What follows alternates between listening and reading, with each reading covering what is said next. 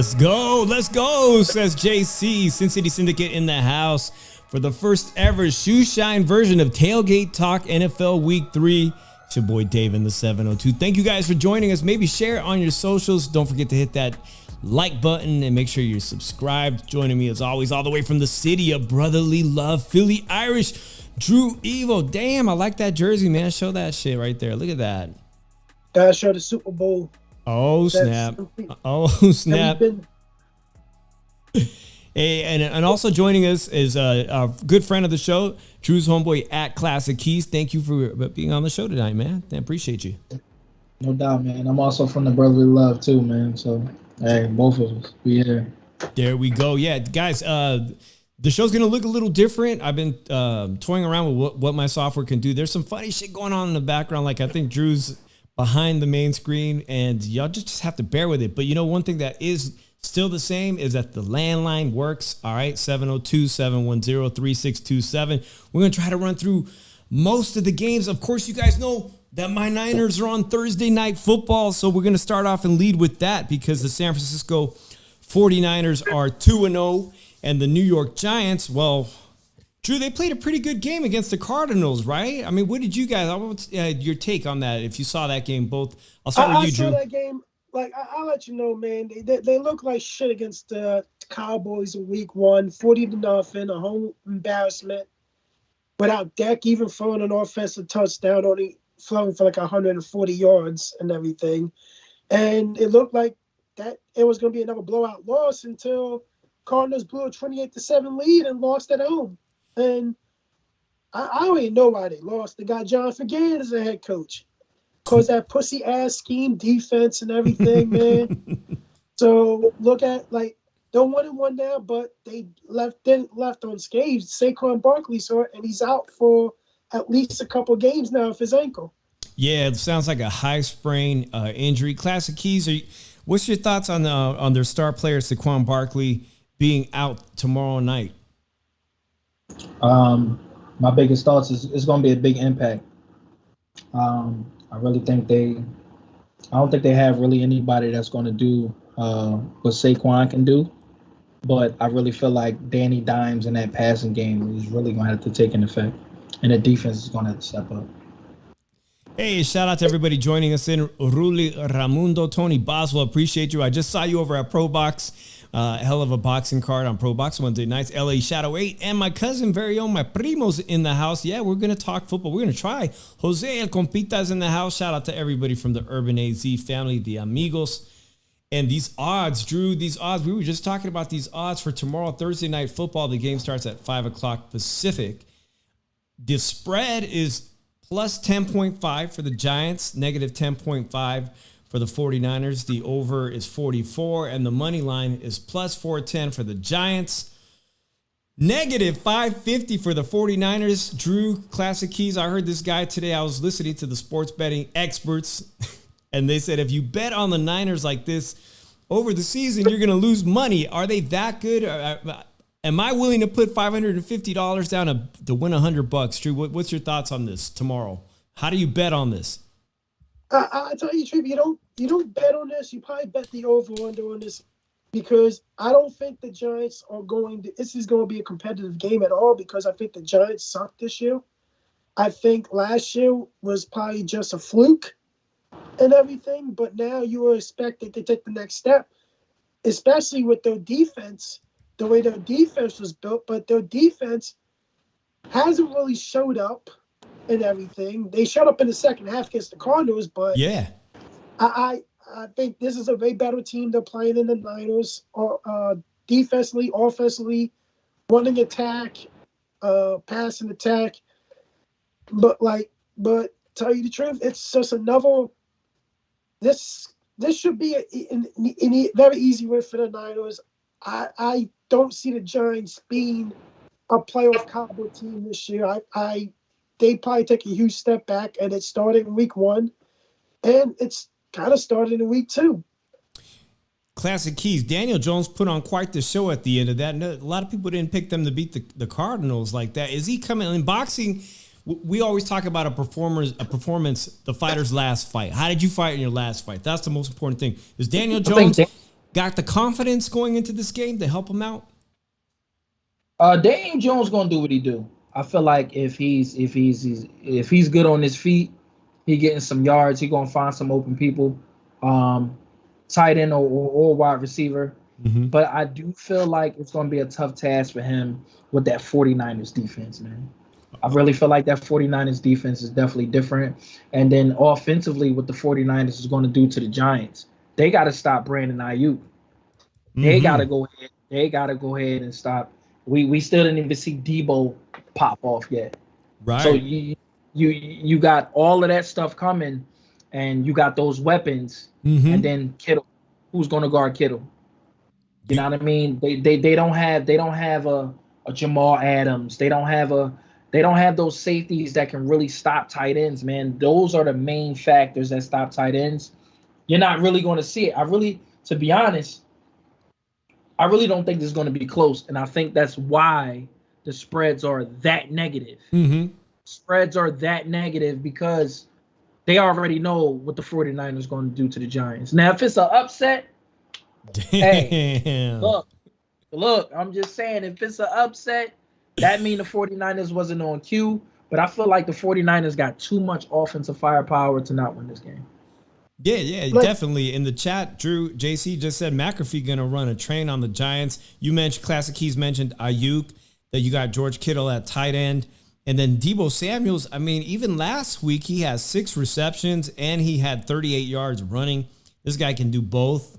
That's a lot of tools, Drew. But you know as well as I know that it all depends on Purdy staying healthy, because me and Drew, well, we saw each other at the NFC Championships last year, and I took a fucking pie to the face on my show, on my very own show. And really is because Purdy got hurt, Drew. Your thoughts on this offensive powerhouse? Well, here's the thing. Daniel Jones, before he was drafted, one of the downsides of drafted was on his report card was his decision-making. And it looked like his decision-making throughout his career has not gotten better, especially when you play against a better defense. And like it was like in the Eagles games last year, in the Cowboys games last year and everything, in the Cowboys games in week 1 where he was sacked, I think like 7 times and turned the ball over 4 times, lost a couple fumbles. So now he's playing against arguably a top 5 defense, and it's likely again they're going to get at him because they don't have the weapons outside for him. And that's why I was like, if one area the Giants had to improve in the offseason is wide receiver, and they had to get this dude a weapon. And DeAndre Hopkins was a free agent, and they didn't want to grab him. A guy that's one of the best route runners in the league, and you didn't want to grab him, at least sign him to a prove-me deal. He got a cheap prove-me deal with the Titans and everything. And I think he would have fit good in the Giants, but it's really, there's no outside weapon for the Giants that's going to keep the 49ers in check, because even though the weakness of that defense is the secondary, corners are the weakness of that 49ers defense because they rely heavily on their pass rush and their linebacker play. So, and this week, it's not going to happen. Daniel Jones is going to get sacked a minimum 4 times. He's going to throw at least 3 picks in this game, and he's going to get hit a lot. And I'm predicting a 45-3 win for the Niners. Damn, I've seen some crazy ones here. Tony Boswell says, I bet Purdy gets 6 TDs, and most of the sports journalists are expecting a blowout. Classic Keys, you got a prediction on the final score? We still talking about these 49ers? Yeah, that game tomorrow, Thursday Night Football. I'm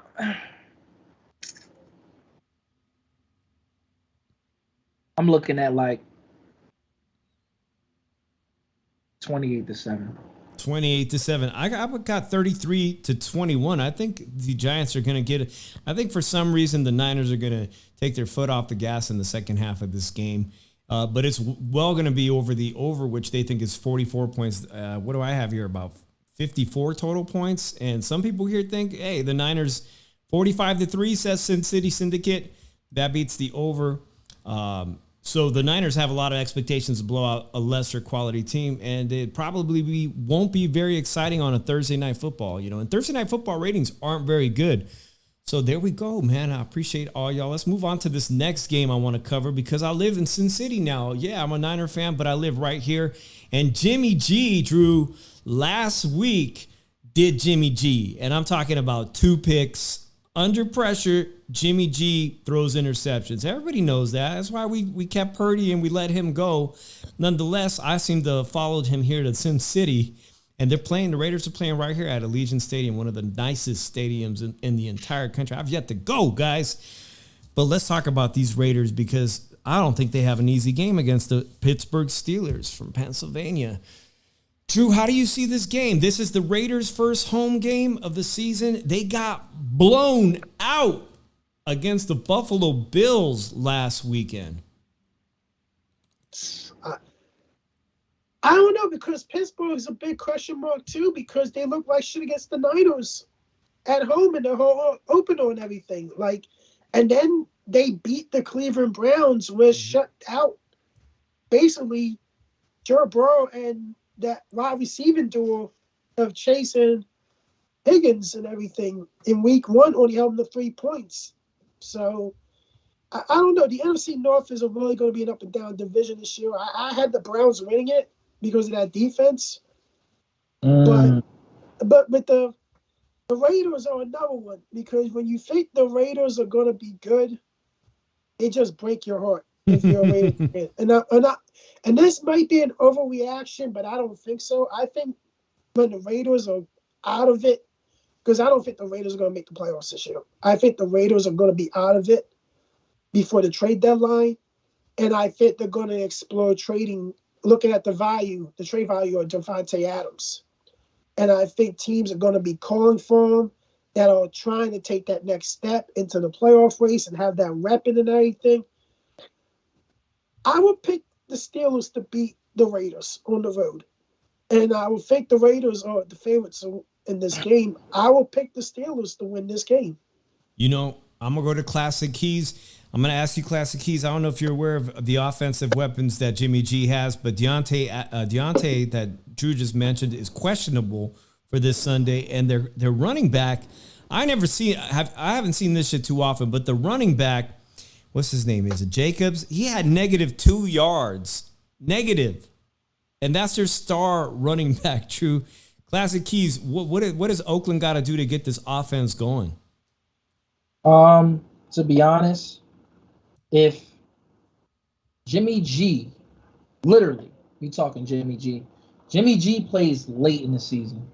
He definitely plays late in the season. I really feel like he's Jimmy G always been making his mistakes, even on the 49ers team. So I look at it as if he can get a connection with Adams and him and Adams go crazy, it'd be good. Now, if Jacobs, the running back, can find his game, I don't know because the Steelers is really coming off a hot hand right now with the defense. That defense is going to be screaming with T.J. Watt and all of them going over there. It's definitely going to be a lot of sacks. I think it's going to be more closer game than a lot of people think because Pickett has not been good. They really won their game off defense. So at the end of the day, I look at it as this. If Jimmy G can find some offensive firepower with Adams, I think it'd be close, but no cigar. Because if Pickett is still out there throwing interceptions and stuff like that, he's given the opportunity to the offense on the other side of the ball. Drew, Classic Keys just pointed out the defense, man. They got J.J. Watts and Highsmith, some of the best defensive players. You think they can make an impact at this Raiders game? T.J. Watt's always going to make an impact. He's just like his brother. When Houston was a really bad team, there was always that defensive spark with J.J. on there. TJ's just the same thing. And then you got the never-aging Patrick Peterson as the cornerback and everything. But he's not been the same Patrick Peterson as he used to be.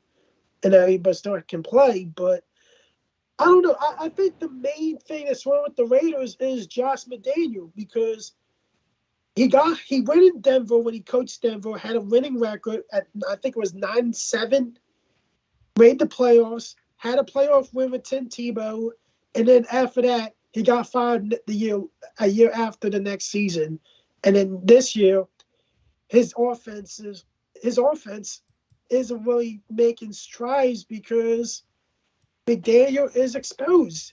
When you have Tom Brady, like when you can't run the same offense when you don't have Tom Brady on it. That's who made Josh McDaniel, Tom Brady. And like I think, and he's always having problems with Chandler Jones on the side too. And Chandler Jones is one of the best defensive players, and he's not even playing. He's not probably not gonna play for the next 4 games due to personal reasons. So I can see this going 24-13 Steelers. Well, that's a pretty competitive game. Classic Keats, I'll go with you. Final score for this game? Being as both quarterbacks is not consistent. I see if Najee Harris have a great game, I could look at this game as it's gonna be. I think it's gonna be, like I said, it's gonna be close but no cigar. So I could look at it as like 21-13 maybe. Yeah, that's pretty competitive. They got it at DraftKings at +2.5 for Pittsburgh Steelers and -2.5 for LV Raiders. I always want to say Oakland Raiders, but LV Raiders. So they think it's going to be pretty close. The over is 43. The under is 43. I'm going to say that Pittsburgh. I'm going to get a lot of hate. I'm going to say Pittsburgh takes this one too. 28-21 for Pittsburgh. But that's hard because I live here, man. Shout out to everybody joining us. Rachel, W, thank you for joining us, guys. If there is a team or a game that we're probably not going to be able to cover all, but if you want to get your team and give your team a shout out, the phone line is open 702-710-3627. Drew, I got word from my friend that he was going to hit us up on the phone line because he wanted to talk about the Vikings. But we'll see if he calls in, man, because he was surprised you didn't take that bet last week. Yeah, we all know I'm not trying to get a fucking check in the mail and the writings on all fucking weeked off because it got rained all over and everything. Because his manager, which is doing a terrible job, is not putting him on the Cash App or PayPal and everything. He's a good manager, man. And I'm not talking about me because I don't think I'll be able to do that because I don't think he can afford me. I heard that, man. Well, let's get on to you guys. The Eagles play on Monday Night Football, Drew, and this one is exciting. Eagles are, you guys 1-1? 2-0. 2-0. Okay, you guys are in a very tough competitive division. That's right. I was just checking it out. Everybody in your division is like 2-0, right? Except for the Giants. Except for the Giants. All right. Eagles versus the Buccaneers, man. How is this thing shaping up? Come on, bro. Tell me. Here's the thing. This is like people are trying to see how the Eagles are 2-0, but the thing about it is they're doing what they did last year. The Eagles can win in multiple different ways. And it showed when you gave the rock to Swift, 28 carries, 175 yards, and a touchdown, averaged over 5 yards a carry against a Minnesota defense that was somewhat improved from last year. Better scheme. I don't think the personnel is there for the Vikings defense yet. But they won the game. It were 2 close games, but they beat 2 good. They beat 2 okay. Like one is a good defense in the Patriots. They're the second most sacks last year, and they were actually a good defense. They're a good defense this year because they held Miami to 24 points when it should.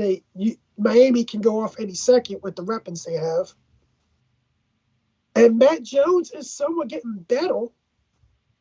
The verdict's still out with him, but anytime you have Justin Jefferson on the Vikings are going to be there, right there in the playoff hunt, even though they're 0-2.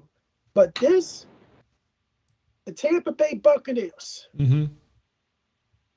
and I'm surprised they're 2-0. Yes, because I had the Vikings winning that game, but turnovers, self-inflicted wounds gave the Tampa Bay a 20-17 win against them on the road, which was a good win for them because they beat one of the best teams in the NFC last year in Minnesota, and they beat the Bears, where everybody thought that they were going to be really improved, and they turned out to shit the bed, as in other words. But now Baker is going to be Baker Mayfield Monday night. He's going to do Baker Mayfield things and throw interceptions because the Eagles defense leads the league in turnovers forced. And I think we're going to see that offense take another step forward in the passing game because now they realize, hey, we got to have this team running the ball first and set up the pass attack and everything. Because the passing going to be there when you run the ball. And it showed because he did a long bomb to Devontae Smith. Jalen Hurts, statistically, is still having a good season in these 2 games because he's completing 71% of his passes, 2 touchdowns thrown, 1 interception, 2 rushing touchdowns, over 300 yards passing. I'll tell you the truth, I'm really not concerned with this Eagles passing game yet. Maybe midway through the year, if it hasn't improved, I'll be concerned. But I'm not concerned about the offense yet because they're still running the ball effectively, and he's making the throws to his receivers still. And when they get back on the same page, when the offensive coordinator got a scheme finally got a rhythm with his quarterback and his offense going, this Eagles team's going to be is going to be better than last year's offense. And the defense, new defensive coordinator, we missed our starting cornerback, which is Bradbury. Job was the outside corner. He played an okay game. Then we lost Maddox for the year with his tricep tear and everything. And someone else took over. I forget his name, but he had a bad game, and I think that's why they were looking at William Jackson III yesterday. And I think we have depth at this position. Do I wish they pick a veteran up? Yes. And I think they're going to pick up William Jackson III, Chris Harris, Haywood. But we do have Wingo. We do have Hicks, the undrafted rookie, and everything that can take that spot. Or play one of them on the outside. I have Bradbury play the slot. But I think Brandon Smith's going to be back. Bradbury's going to be back. We're going to have a good replacement for Maddox there. And I think the defense is going to get a couple of sacks in this game, and they're going to get turnovers. They got 4 against the Vikings. I think they get at least 3 more turnovers this game. I have the Eagles winning 27-14.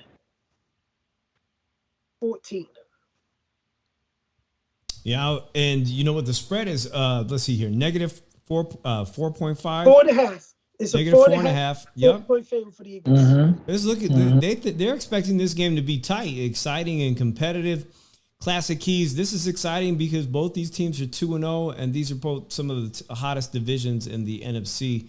Of course, I just mentioned it. The Eagles are 2-0 with everybody else just about, and the Buccaneers are 2-0 in the NFC South, which has 3 teams 2-0.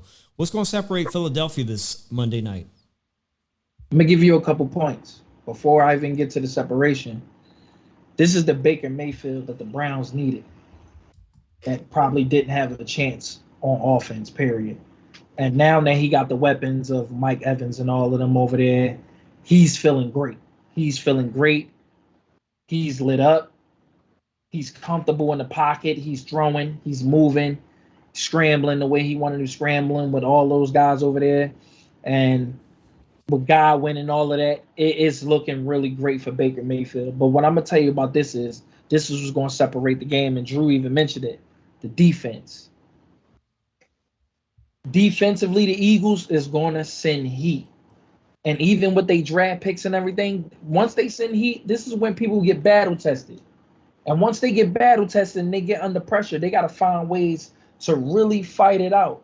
They got the cornerbacks. They got the safeties. And those defensive ends and those linebackers are going to be coming.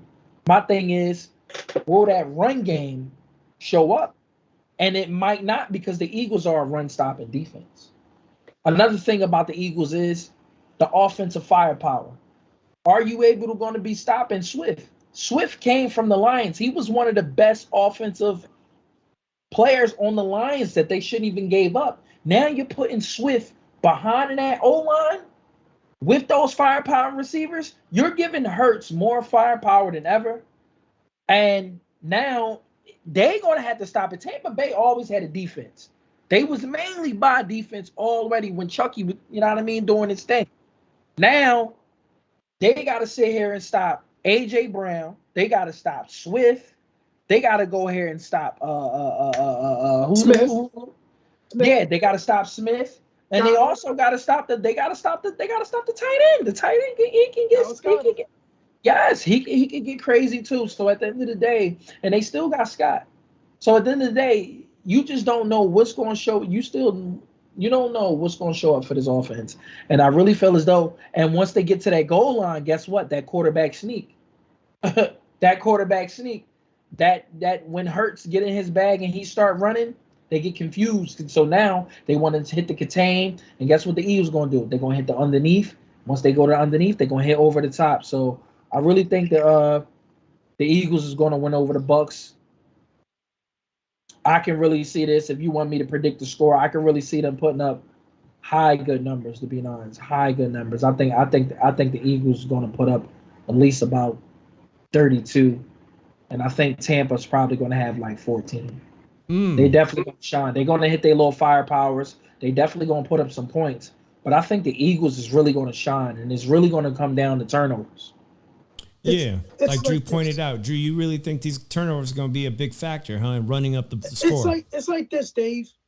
We haven't really seen the best of the size defensive play calling yet, because when they have a good lead, they tend to pump the brakes off and play a conservative style play calling on defense. And I said you got to stop that. You just got to keep the heat going. Tampa Bay does not have a good secondary this year, in my opinion. I don't think their secondary is as good as it's been in the past. The Eagles secondary is taking a step back a little bit because you got two new safeties starting and everything. They only gave up 197 yards a game last year passing the ball. Now they give up 327 yards a game. That's because right now you didn't have Bradbury for game 2. And you didn't have one of your starting safeties. They're trying to get a rhythm of who's going to be the starting side safety with Blankenship and everything. But now, I'm going to tell you this right now. That D-line is going to get through. There's so many ways. And tell you the truth, the first 2 games of the year, Hassan Reddick has been constantly held and not been caught. They constantly held Hassan Reddick. But no bother, you still had Jalen Carter, the future defensive rookie of the year. Because I'm calling it right now, he is going to be the defensive rookie of the year, because that kid's a beast.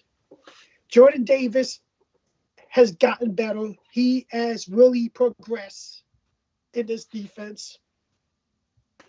The Eagles defense is going to make it hell for Baker Mayfield. And it's going to get him back to reality of throwing picks, bad decision making, taking hits. And one more thing that everybody's failed to mention, Jalen Hurts is also a threat to run the ball. So you got them legs. Once they get that hang of the one game going and to get the RPO game going and everything, this Eagles offense is back to its unstoppable ways and everything, getting everybody involved. And tell you the truth, Eagles could score. This could be a high-scoring game for the Eagles. Please leave your message for. Excuse me, guys. Hold on. Sorry about that. But we are going to look at it that Tampa Bay still has somewhat of a D-line and everything that can get pressure and everything with the linebacker core also. But we're going to find out if this was a fluke for Tampa Bay to be 2-0 or Tampa Bay is legit. if they can make this somewhat of a close game, Tampa Bay could be legit contenders in the NFC. But if the Eagles come running away with this, they play the bad Chicago team and some poor Minnesota team that still don't know what the fuck they're doing.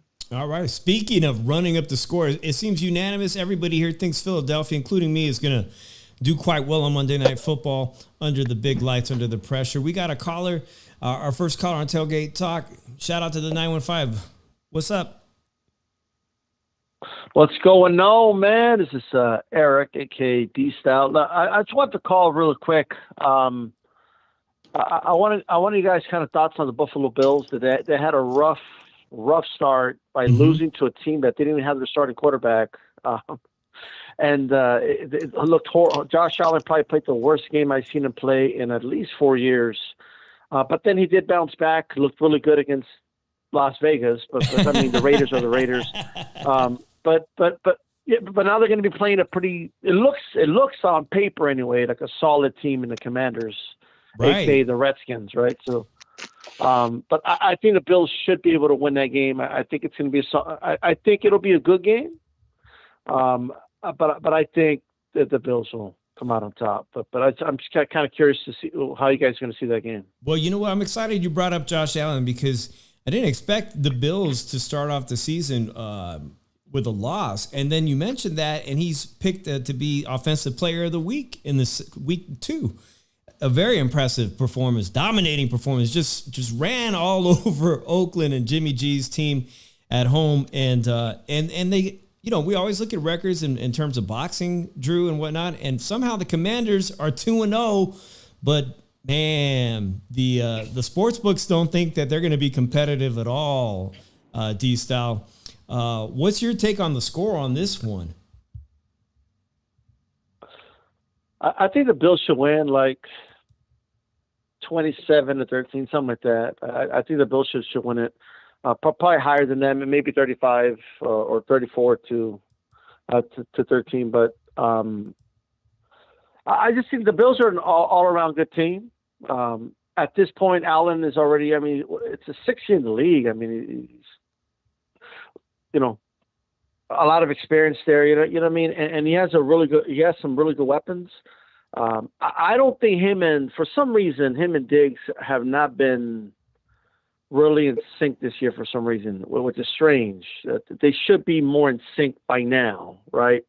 They were not in the same page game 1. I don't know what the hell was going on. There was times where Diggs was wide open. He didn't pass it that way. And while he had some catches in the last game, maybe it was a product of there was just too many options for Allen. Mm-hmm. But I would personally like to see some more long passes to Diggs, and I just haven't really seen that this year. But hopefully it starts to open up as the year progresses. Yeah, I'm gonna go to Drew Evo if you don't mind. Drew, the quarterback Sam Howell had 299 yards. Man, is the Bills going to overlook this guy? He seems to be, you know, doing well as a quarterback. He had 110 passer rating this past weekend. And what 2 teams did they play that got them to 2-0? The Denver Broncos and the Arizona Cardinals. Yeah, classic keys. Same thing. A blown up record here, like in boxing. You know, these guys go to Tijuana and fight. You know, club level fighters. Blown up record. I think he's gonna put up a fight. Ooh, Commander's gonna put up a fight. I don't think that quarterback has nothing to lose. I think he has everything to gain. I think the Bills is going to win off of experience. Mm-hmm. But I think that quarterback over there, he has weapons. He has Scary Terry and all of them over there. They got a good running back over there. I think they're going to put up a fight, but I think the Bills they're going to come up and outcome. Like I said, they got Von Miller over there. They still got things going. So Josh Allen and Mahomes, they never really start good in the season. Those type of quarterbacks, they really, I think those first couple losses, they look back on them, and then once they get comfortable and once they get in their groove, it's kind of over with. Especially when you got to find someone to guard Diggs. I don't think they have anything to guard Diggs.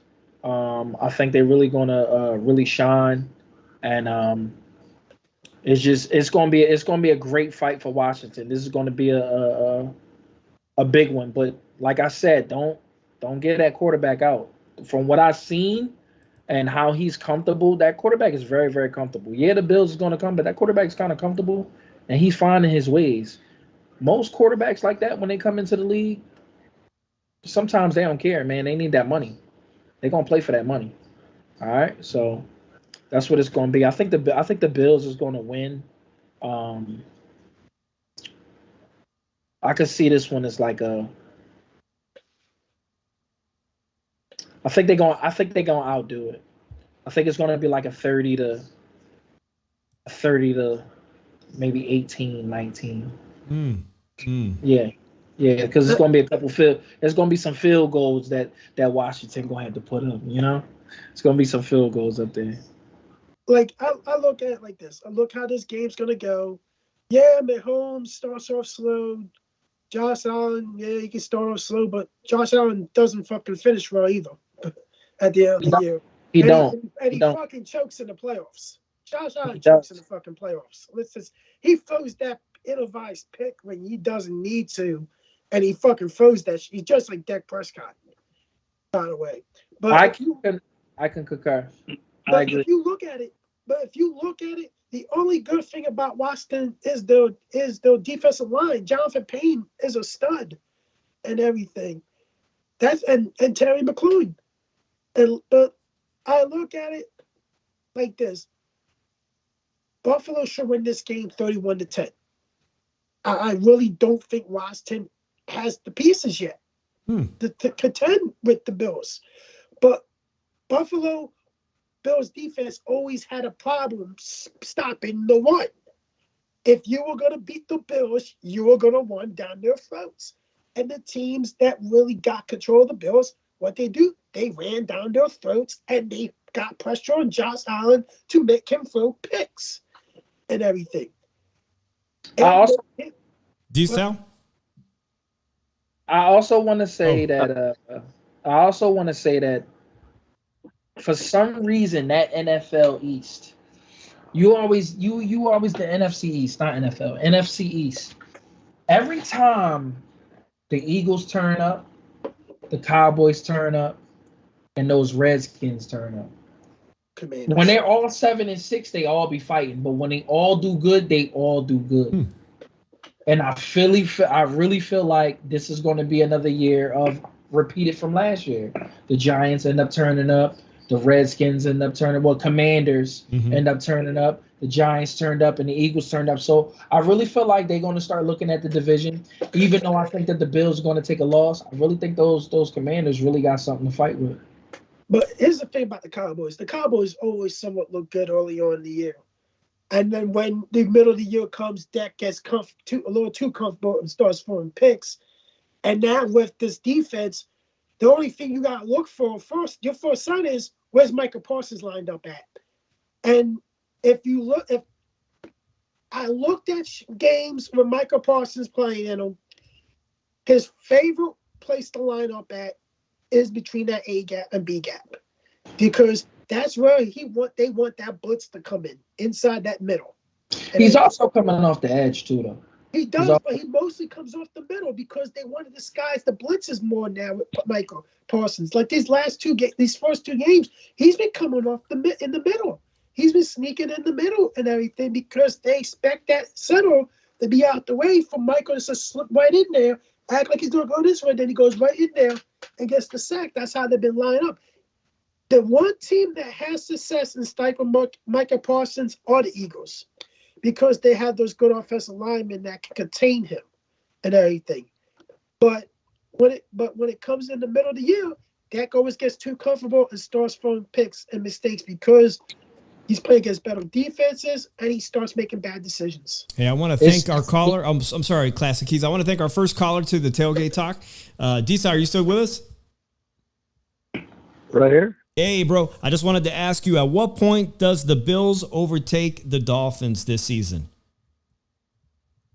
Well, that was going to be my next point. I think that they need to look. They need to get it going. I think last week was a good start, and if they could do it against what looks to me like a solid team with Washington. They should be able to beat them.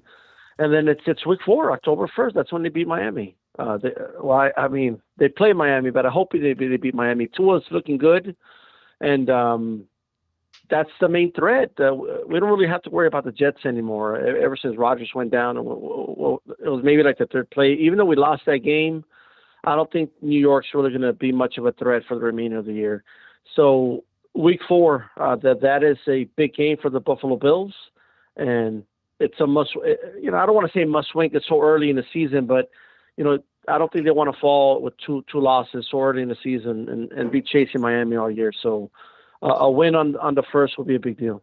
Hey, I appreciate the call. I just want to remind everybody, if you're a fan of boxing, tomorrow I'll be on a panel with D-Style. D-Style, where's the show going to be at tomorrow on YouTube? All right, well, we lost D-Style. Make sure you guys check out D-Style Boxing and Ringside Reporter Live. We're going to be on one of their channels tomorrow at 4 o'clock Pacific Standard Times for the roundtable. A very exciting Mexican Independence Day weekend and the Canelo Alvarez fight right around the corner. Boxing is getting hot, so make sure you guys check that out and check out our boy D-Style Boxing. Appreciate it. All right, guys. Hey, let's move on to these little previews we're doing are coming along just fine. I wanted to ask you, Drew, because our boy Johnny Savage, who always calls us, but the Jacksonville Jaguars seem to be, kind of repeating their performance of last year. All of a sudden, they're a Cinderella team. They're playing the Houston Texans, and they say they're going to blow them out. The Jaguars are going to blow out Houston Texans. People thought that was going to happen last year, and look what happened. Houston wound up beating their ass. like the AFC South is still a division that's up for grabs. Clearly, Jacksonville should win that division, but it turns out these teams that you think should win disappoint you and everything. But if there was a bet that I was going to make this weekend, it would be Houston beating Jacksonville. Just for the simple fact, it happened already last year, because when Jacksonville was good, they still got their ass kicked by Houston, a team that's in the dumpster fire. Yeah. And everything. But another thing that I just saw, that Minnesota made a trade today for Cam Akers and got a late pick for him and everything to improve that running game and everything. I look at that move. It could make Minnesota better because the running game has to get better to be able to spread that ball around to Justin Jefferson and to the other receivers and everything, because you don't have Adam Thielen no more as that security blanket for Jefferson. So now, that Minnesota, to me, that's the best 0-2 team in the NFL right now. That's the best 0-2 team, because to me, as long as you got Justin Jefferson, you're in good shape. But when it comes to Jackson, if any game I'm going to bet on this game. I'm going to bet on Houston to beat Jacksonville. Yeah, see, shout out to our boy Derek Ware, former Arizona Cardinals and Dallas Cowboys player. Derek, if you want to call, I'd love to hear your take on Arizona Cardinals, what happened last weekend, and how you see their game going this weekend. And the Cowboys too. Yeah, but please, if you feel inclined to call, give us a call. Classic Keys, the Vikings going to improve with this last-minute pick that Drew's talking about? Who the Vikings playing again? Drew says that the Vikings are the best 0-2 team in the league. And that's coming off. Nah. I gotta say my Chargers is definitely gonna turn up. We did come off of 2 losses, and I really felt as though our corners are not big enough over there. But I really think they're gonna turn up. They got a lot of firepower with Keenan Allen, Williams, Eckler, and Herbert always be fighting. I just think the defense wins games, and they need to fight more. We got small corners over there. We got a small secondary. but we just need to fight more. Shout out to Jacksonville for that. Shout out to like I said, shout out to Jacksonville for beating us. But on the game that y'all was just talking about, I don't think the Vikings gonna do it. I don't think the Vikings gonna do it. It gotta be well rounded. I think their offense gotta be really explosive. Like Jay Jettis can't have the same game that he already had. He can't be fumbling the ball. That's what gave him. That's what gave up the last game that they was going through. I think if he didn't fumble the ball on that play, I think the score would have been a bigger outcome. Jacksonville going up. I think they win this game against the Texans. It's Okay. Calvin Ridley from the Falcons. He was a force during Atlanta before he was injured. But I think people done forgot who he was, and now that they got him, it's opening up everything else for Jacksonville. But here's the thing: they should be a 2-0 team right now. When you got Christian Kirk and Aaron Ingram and fucking Calvin Ridley as your receivers and your tight ends and everything. Like Sure. they addressed needs Jacksonville, but to the Chargers and everything, you guys are without Austin Eckler this weekend. It's definitely going to be tough. I think the backup running back showed up a little bit. But like I said, the defense is really going to have to show up, and those wide receivers are going to have to be on tilt. Herbert cannot have turnovers. He's definitely been fighting, and he's definitely been putting up the yards and the numbers. So I think that's what it comes down to, is just not giving up the ball. Chargers is one of those Chargers is one of the teams that, like Las Vegas Raiders, I always want to think of them as San Diego Classic Keys. I just remembered right now there's Los Angeles Chargers, Minnesota Vikings. The spread is really close, Drew. It's -1 for LA Chargers and +1 for Minnesota Vikings. I would pick the Vikings to win this game. But here's the thing. Justin Herbert and Joe Burrow are the two highest paid quarterbacks, and they just got paid, and they're both 0-2. Play for 0-2 teams. That, I'm surprised. I am surprised at that, especially the Bengals being 0-2. But because it tells you that they didn't address that offensive line in the offseason to protect money man Joe Burrow and everything. But just like Justin Herbert, he reminds me, he's a gunslinger, in my opinion. He's going to throw that shit, and he's going to throw his share of picks, and he's going to show his share of touchdowns. And so far, it has not resulted in a lot of quality wins in his career so far. They made the playoffs, but they blew a 28-7 lead in the playoffs last year and everything. And when they were up, he just could have scored after that. He had a couple of turnovers, but I think the Vikings will win this game. I think it's going to be a close game. It's going to be a close game because I think the offenses are going to – I think it's going to be a shootout. I'm telling you this right now. This is going to be a shootout. You're looking at I'm going 38-31 Minnesota in this game. I think the cornerback for the Chargers, Asante Samuel Jr., they're not going to be able to stick Justin Jefferson, man. They're going to try to double team him. That's going to leave people open. They're going to use the small field. They're going to use the pass underneath when they're double teaming Jefferson. They're gonna try that. They're gonna do a lot of things. And like Chargers used to have a good D line, man. And it just I don't know what the fuck happened to it. I'm gonna tell you this. Ever since they gave up Dalvin Cook, they don't got nothing in the backfield. If they do double up, and which they will double up on Jettis, somebody else got to step up. I'm telling you right now, even though that the Chargers is 0-2, that firepower of willing them to come back is going to be lit. I'm telling you, it's going to be lit, and it's going to be a fight. But I definitely got my Chargers winning. I got my Chargers winning 28-21. That's what I think they got. That's what I think they made that Cam Akers trade, the Vikings. Madison does suck. Shout out to JC. Madison does suck, but I think that's why they made that trade for Akers and everything. They got nothing to lose. They got to try to make this winning game better and everything. They got to try to do something to protect Kirk Cousins because Kirk Cousins took a fucking beating against the Eagles on Thursday night. Hey, you would have made double your money if you had just agreed to that wager last week on our show, Drew. Dave, I probably will see. I think speech would be in his grave. Where is that dude's speech, man? He said he was going to call on the show. No, he's always wearing Vikings everything. He comes to Vegas to go to Vikings bars. But here's the thing, Dave. He wants to make that little short video and everything, talking all his shit and everything. There was nothing, Drew Evo. There was nothing, Drew Evo. And then after that, he's off the face of the earth. And we're trying to tell him he got a booking coming along for a comedy show. He can tell how the Vikings got their asses kicked by the Eagles again.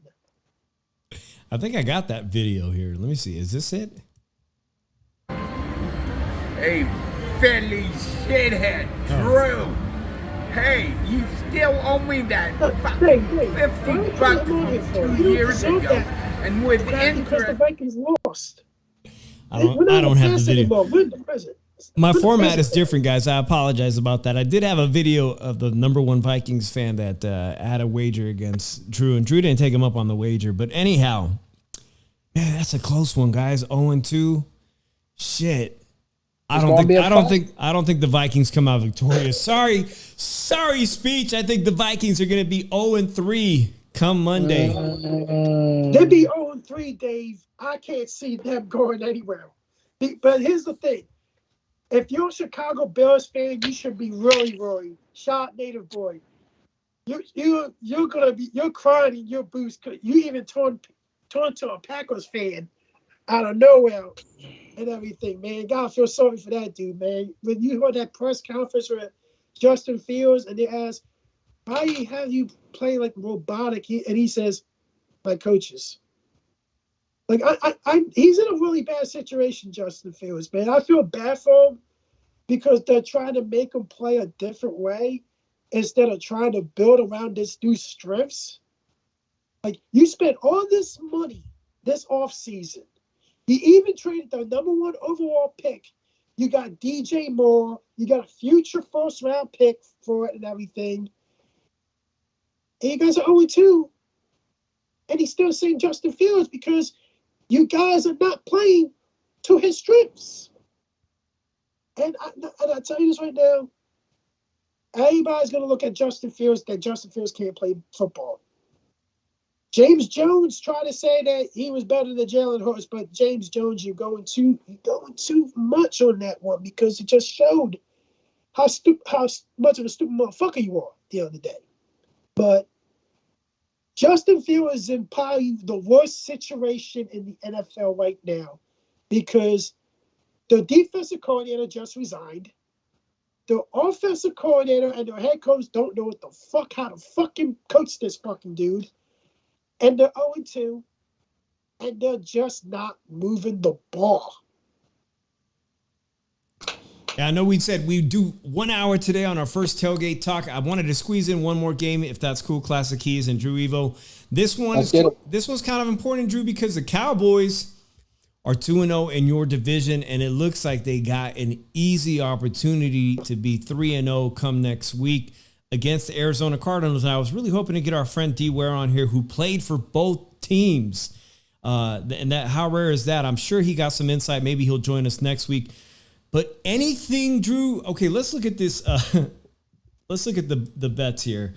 For Dallas Cowboys, Arizona Cardinals, it's a huge spread. It's a -12 Dallas Cowboys, Arizona Cardinals +12. Which a -600 on the money line. So you got to bet $600 to make $100. That's how little faith they got in Arizona coming up with a victory. Drew, I think, short of a miracle, Dallas Cowboys are going to be 3-0, and they're definitely the biggest, strongest threat to you Philly Eagles fans. I'm going to be honest. I think the Cowboys are going to destroy the Cardinals. And I think I would not be surprised if the Cowboys score 50 points on the Cardinals. But here's the thing. I wouldn't be surprised, but I would be like, I don't know, because they scored 40 on the Giants, and Dak only threw for 140, did it for a touchdown because that was mostly defense. I really think the Cardinals are going to be the dumpster fire of the NFL, and I think Jonathan Gannon is going to be a one-and-done coach. They're going to see this, like, this team does not follow him, does not really vibe with him. They don't really give a fuck what this dude says, because when you looked at a clip of him having a meeting with his team, he's like this: everybody take the bus, guys, spit that fire in your gut. And everybody's looking at him like, the fuck is this dude talking about? Fire in the gut. The fuck is this dude talking about? You better get that fire in your gut, because you better start doing it, because I got that fire in my gut. I got that fire in my gut. Clearly the team don't got the fire in the gut, because they're looking at this motherfucker like this. Oh shit. This dude fucking called his pussy ass fucking defense. And we got all we got to look forward to is Kyle Murphy bitch ass coming back, not paying attention to the playbook, not giving a fuck, trying to run and everything, and we just gotta pray he gets hurt again. Classic Keys. Can Arizona Cardinals do anything to escape an ass whooping this Sunday? No, I think they back to the rebuilding stage, to be honest. It's to the point where Kyler should be traded, to be honest. But here's the thing: does anybody want Kyle Murray? Hell no. It was. I think it's a couple teams that Kyler Murray could look good on. But here's the thing: who would have give up anything major for a $256 million for a $240-some million quarterback that, one, has issues fucking studying the playbook and everything? They even had to put a clause in the contract about that shit. And two, clearly makes a lot of fucking mistakes when you are giving AJ fucking Green and DeAndre Hopkins on your fucking team as his contract is too big. He might be stuck even playing like even the backup. His contract is like huge. Wow. But really, when you're giving those two wide receivers, you are expected to produce. You are expected to have at least 25 touchdowns. But no, Kyle Murray fucking threw a lot of picks. The thing about Kyler Murray is he's too little behind the O-line. He's a fucking He sees one opening and he's taking off. He can't even see the field. Most quarterbacks in the league is about 6'5", 6'6". You know what I mean? They can see. He can't see over the O-line. He's small. And I think old boy on the Panthers, Bryce Young, is gonna have difficulty too. Come to that, because when it comes to these little small quarterbacks, it's just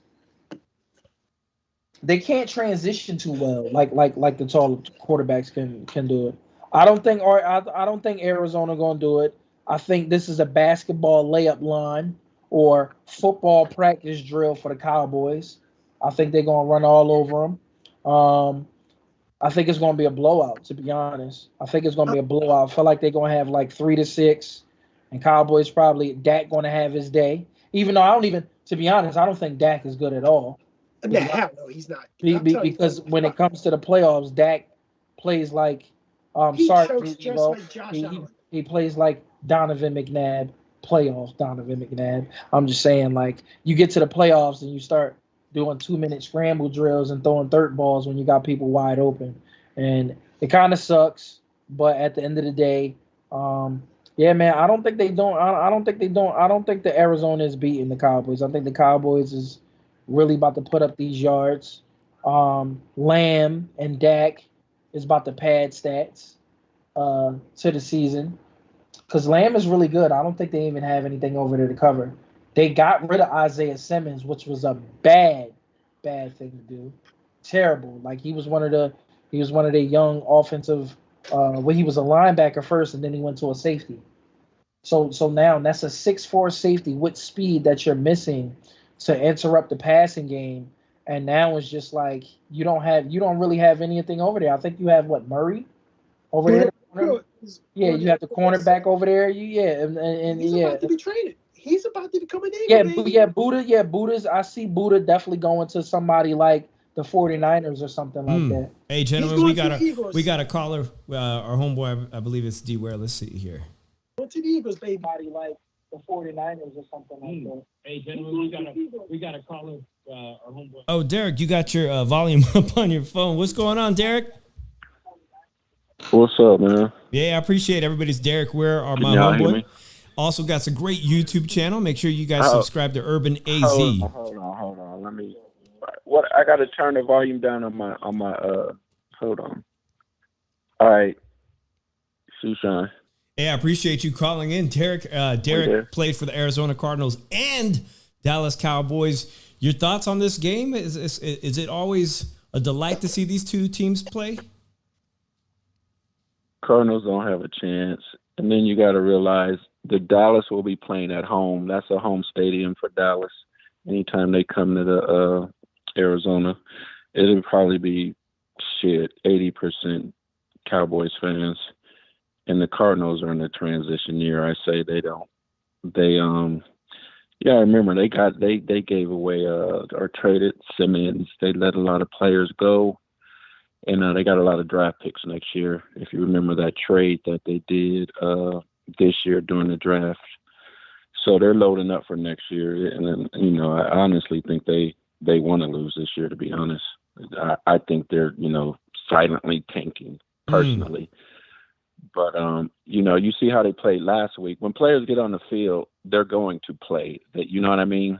But to me, they don't stand a chance. From what I understand, they maybe Drew can answer this. They're not favored in any games this year at all. Does anybody know about that? No. Don't. If they As far as the spreads. They would be favored in the game. It would probably be against one of the other teams that are in the bottom, but I can't see them being a favorite in any games. Like, if you look at it, I think the future really sits that they are trying. I think they're going to wind up buying out Kyle Murray's contract. What about that, D. Ware? You've got experience with that. Jimmy G's contract was renegotiated. Here's what: if they have that first pick, which is looking good so far, Drew might be right. Am I saying that right, Drew Weevo?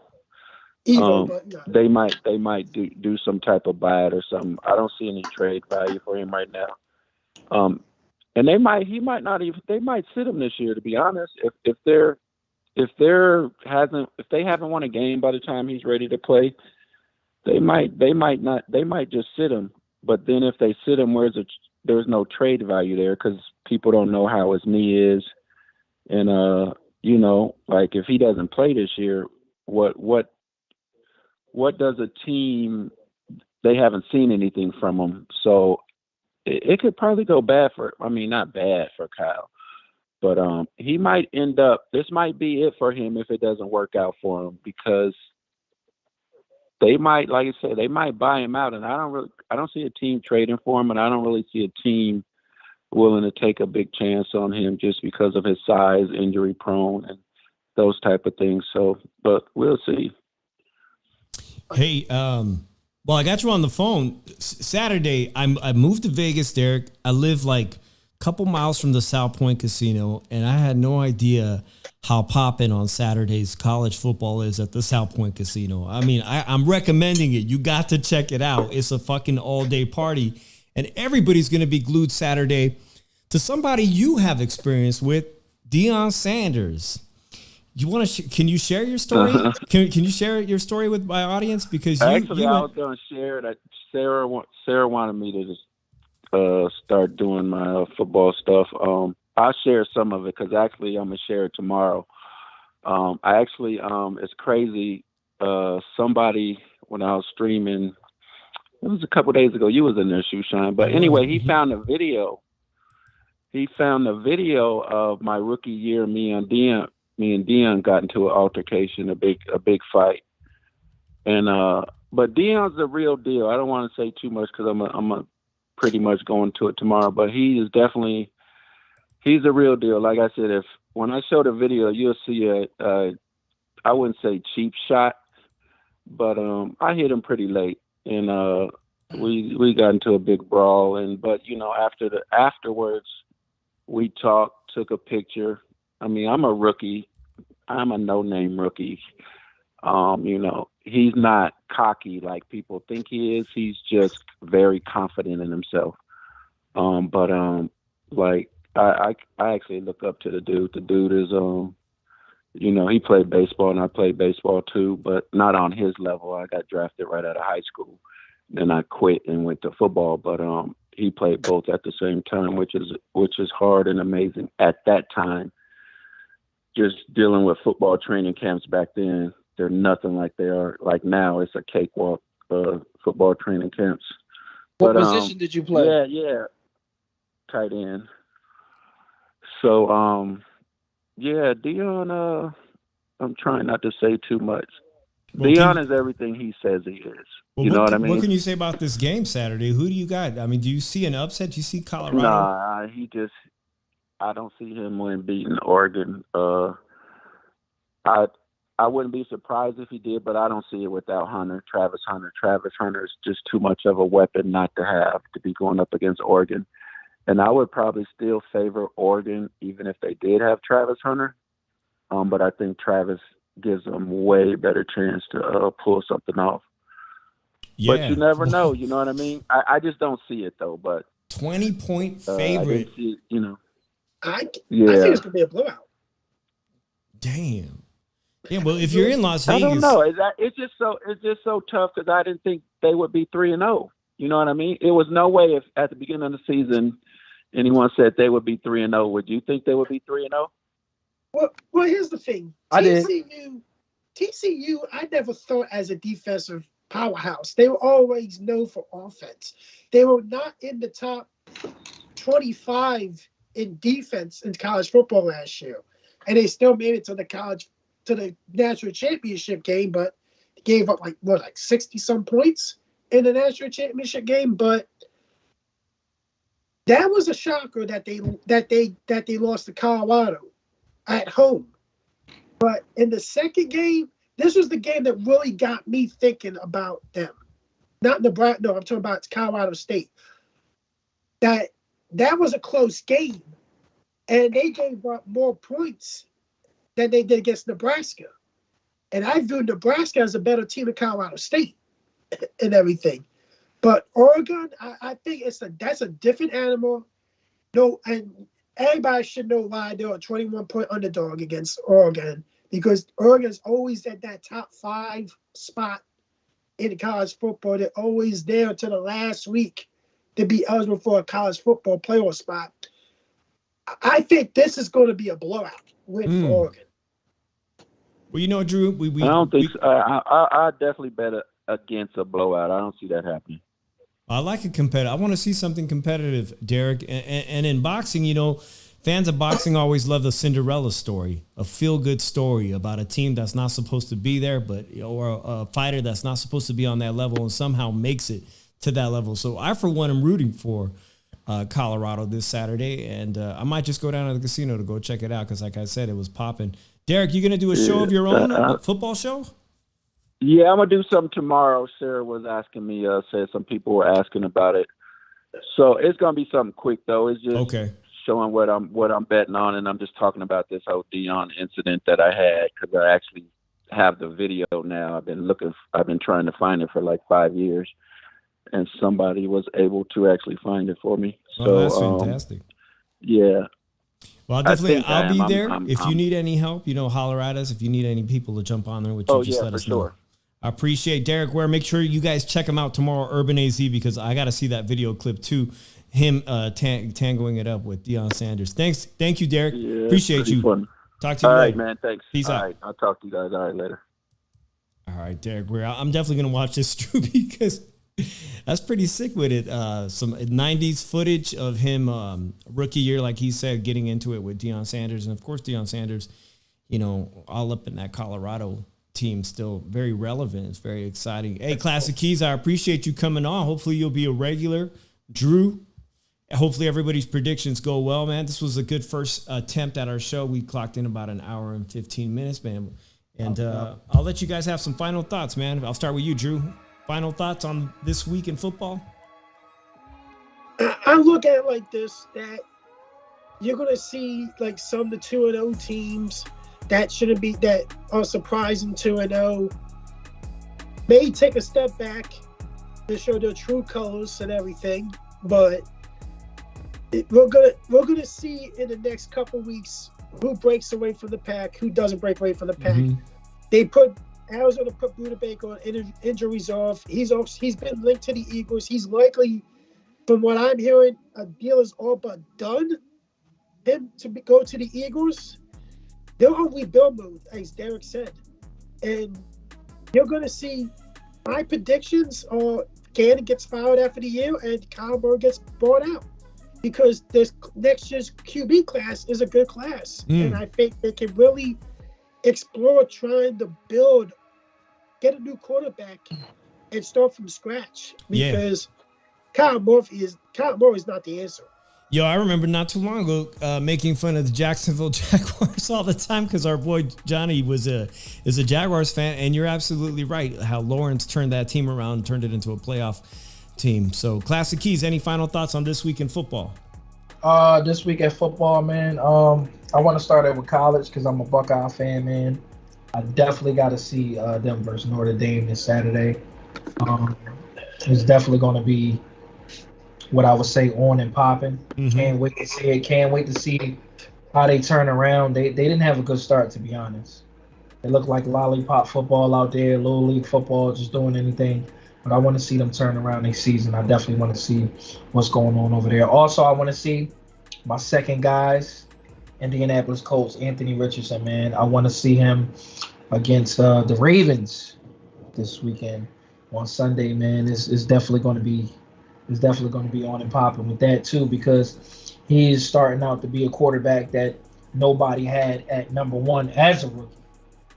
Coming up, starting in the game, and what he's able to do, scrambling, throwing, and he's really looking good. So I'm excited to see those boys with Lamar Jackson and Zay Flowers having a good start as well. It's still early in the season for what I want to say to everybody, even everybody who's watching. It's still early in the season. I know we all having our predictions, but when they come to crunch time, around about like at least week 6, 7, that's when people had a chemistry, and you could really see what's going down. And I want to thank you, Dave, for having me tonight. I'm definitely probably going to come back through here and have another interview with you guys. I appreciate you. Make sure you follow Classic Keys on his Instagram and social media. I know that's his Twitch handle as well. Also on Twitch. Follow me on Twitch. Classic Keys, man. Come through, man. Absolutely. Follow him on Twitch. And Drew, and if you guys have any suggestions for actual games you want us to cover next week, you guys can hit us up at our IG at @shoeshine_boxing and at Drew Evo. We'll see you guys next week. Peace out, everybody. Yes, sir.